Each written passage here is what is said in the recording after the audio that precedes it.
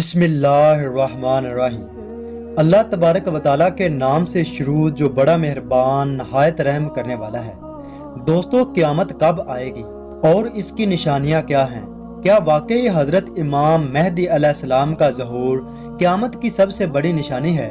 حضرت امام مہدی علیہ السلام کس علاقے میں ظاہر ہوں گے اور اس وقت حضرت امام مہدی علیہ السلام کی عمر مبارک کتنی ہوگی اور دنیا میں موجود عیسائیوں کو کون ختم کرے گا؟ اس لیے ہماری اس ویڈیو کو آخر تک ضرور دیکھیں۔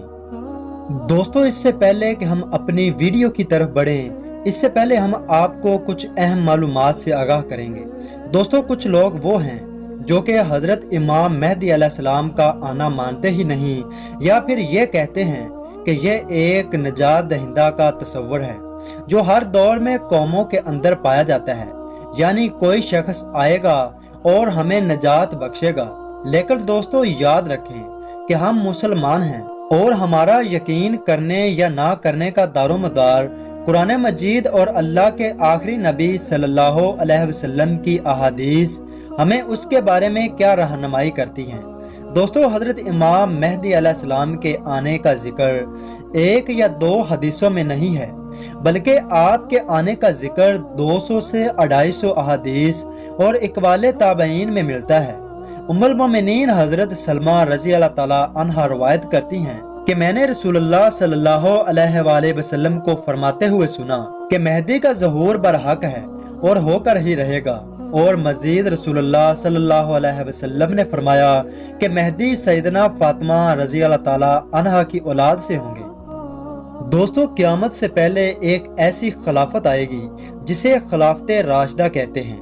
حضرت امام مہدی علیہ السلام کا ظاہر ہونا علماء کرام نے قیامت کی بڑی نشانیوں میں سے ایک نشانی شمار کی ہے۔ بتایا جاتا ہے کہ قیامت سے پہلے ایک ایسا وقت آئے گا کہ دنیا میں ہر طرف کفر ہی کفر ہوگا اور تمام زمین فتنہ اور فساد سے بھر جائے گی اور لوگ عیش و عشرت میں گم ہو جائیں گے، اور وقت اتنی تیزی سے گزرے گا کہ سال مہینے کے برابر، مہینہ ہفتے کی طرح اور ایک ہفتہ ایک دن کی طرح گزرے گا۔ یہ وہ زمانہ ہوگا جب لوگوں کی عمریں کم ہو جائیں گی، لوگ ایک دوسرے کے قتل و خون کے پیاسے ہو جائیں گے۔ اس وقت پوری دنیا پر عیسائیوں کا غلبہ ہوگا۔ روم، شام اور تمام ملک اسلامیہ مسلمانوں کے ہاتھوں سے نکل جائیں گے۔ ساری زمین کفرستان ہو جائے گی۔ صرف اور صرف مکہ اور مدینہ میں مسلمان ہوں گے اور اسلام باقی رہے گا۔ اس وقت دنیا کے تمام مسلمان اپنے اپنے علاقوں کو چھوڑ کر مکہ اور مدینہ کی طرف ہجرت کر جائیں گے۔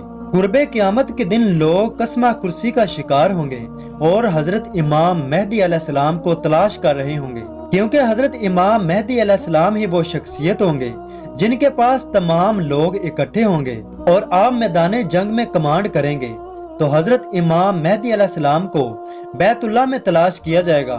آپ علیہ السلام رسول اللہ صلی اللہ علیہ وسلم کی اولاد میں سے ہوں گے۔ دوستو، رمضان کا مہینہ ہوگا، ابدال طواف خانہ کعبہ میں مصروف ہوں گے۔ اس وقت حضرت امام مہدی علیہ السلام بھی وہاں موجود ہوں گے، اور اس وقت حضرت امام مہدی علیہ السلام کی عمر مبارک 40 سال ہوگی۔ اولیاء ان کو پہچانیں گے اور ان سے درخواست کریں گے کہ وہ ہمارے ساتھ بیعت کریں، لیکن وہ انکار کریں گے۔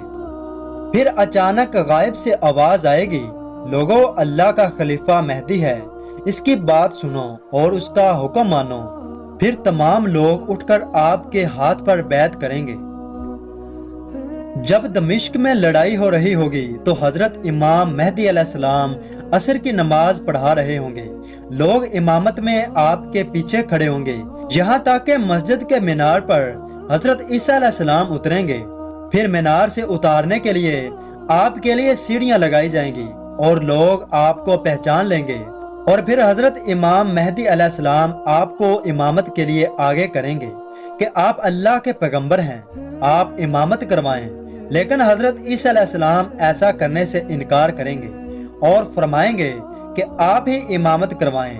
حضرت عیسیٰ علیہ السلام کا دنیا میں نازل ہونے کا مقصد یہودیوں سے جہاد ہے اور یہودیوں سے انتقام لینا ہے، کیونکہ یہودیوں نے اپنے خیال میں حضرت عیسیٰ علیہ السلام کو قتل کیا تھا، تو اس وقت اللہ تعالیٰ یہودیوں اور دجال کو ختم کرنے کے لیے حضرت عیسیٰ علیہ السلام کو نازل فرمائیں گے۔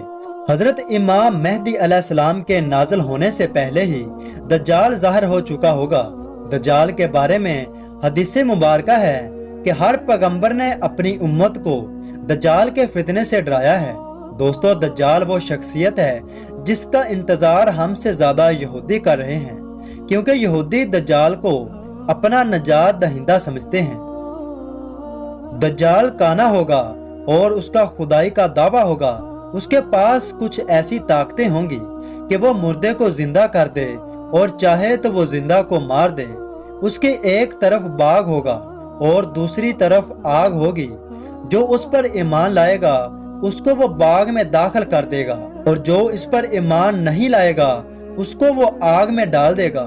اس کے بارے میں رسول اللہ صلی اللہ علیہ وآلہ وسلم نے فرمایا کہ حقیقت میں جو دجال کی آگ ہوگی وہ جنت کا باغ ہوگا، اور جو دجال کا باغ ہوگا وہ حقیقت میں دوزخ کی آگ ہوگی۔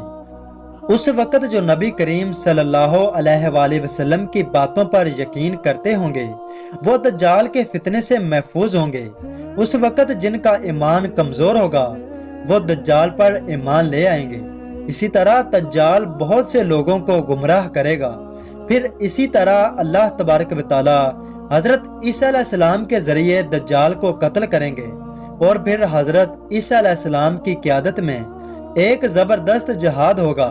احادیث میں آتا ہے کہ حضرت عیسیٰ علیہ السلام اس دنیا کو امن سے بھر دیں گے اور دنیا میں مال کی فراوانی ہوگی، اور حضرت عیسیٰ علیہ السلام ایک ایسا نظام قائم کریں گے کہ ہر ایک کو برابر کا مال ملے گا۔ جب لوگ زکوٰۃ ادا کرنے کے لیے لوگوں کو تلاش کریں گے تو لوگوں کو زکوٰۃ کا مستحق نظر نہیں آئے گا۔ احادیث میں آتا ہے کہ لوگ زکوٰۃ لے کر گھومتے رہیں گے مگر کوئی غریب نظر نہیں آئے گا۔ پھر اللہ تعالیٰ زمین پر ہر طرح کی فراوانی کر دے گا۔ اس کے بعد حضرت عیسیٰ علیہ السلام خنزیر کو بھی ختم کر دیں گے، یعنی خنزیر کی نسل بھی دنیا سے ختم ہو جائے گی۔ اس کے بعد اللہ تعالیٰ کا پیغمبروں کو دنیا میں بھیجنے کا مقصد پورا ہو جائے گا، اور پھر پوری دنیا کے لوگ زوال کا شکار ہوتے ہوئے کفر کی طرف چلے جائیں گے۔ احادیث مبارکہ میں آتا ہے کہ جب تک ایک شخص بھی اللہ تعالیٰ کا نام لینے والا ہوگا اس دنیا پر قیامت نہیں آئے گی، یہاں تک کہ اللہ کا نام لینے والا آخری شخص اس دنیا سے اٹھے گا تو پھر اللہ تعالیٰ حضرت جبرائیل علیہ السلام کو سور پھونکنے کا حکم دیں گے اور اس دنیا کو تباہ و برباد کر دیا جائے گا۔